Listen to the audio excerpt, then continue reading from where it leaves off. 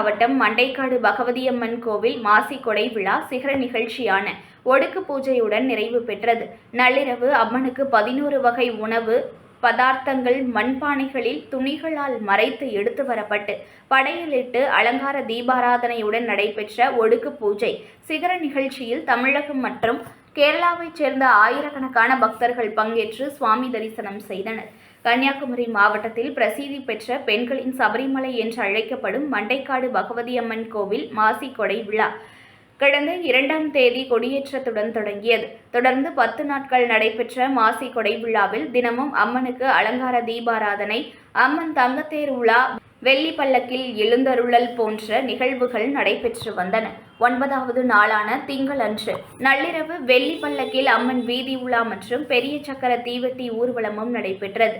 செவ்வாய்க்கிழமை மாசிக்கொடை விழா இறுதி நாள் சிகர நிகழ்ச்சியான ஒடுக்கு பூஜையை முன்னிட்டு கன்னியாகுமரி மாவட்டத்திற்கு உள்ளூர் விடுமுறையும் வழங்கப்பட்டது. இதனையடுத்து அதிகாலை முதலே மண்டைக்காட்டில் குவிந்த ஆயிரக்கணக்கான பக்தர்கள் அம்மனை தரிசனம் செய்து வந்தனர். நள்ளிரவு மறைவான இடத்தில் தயாரிக்கப்பட்ட 11 வகையான உணவு பதார்த்தங்கள் மண்பானையில் துணிகளால் மறைத்து கோவில் அர்ச்சகர்களால் பவனியாக எடுத்து வரப்பட்டு அம்மனுக்கு படையலிட்டு அலங்கார தீபாராதனையுடன் ஒடுக்கு பூஜை சிகர நிகழ்ச்சி நடைபெற்றது.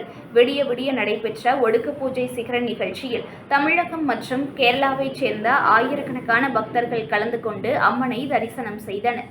முக்கிய நிகழ்வான ஒடுக்கு பூஜையின் போது பக்தர்களின் பாதுகாப்பிற்காக மாவட்ட காவல் கண்காணிப்பாளர் ஸ்டாலின் தலைமையில் 500க்கும் மேற்பட்ட போலீசாரும் பாதுகாப்பு பணியில் ஈடுபட்டிருந்தனர்.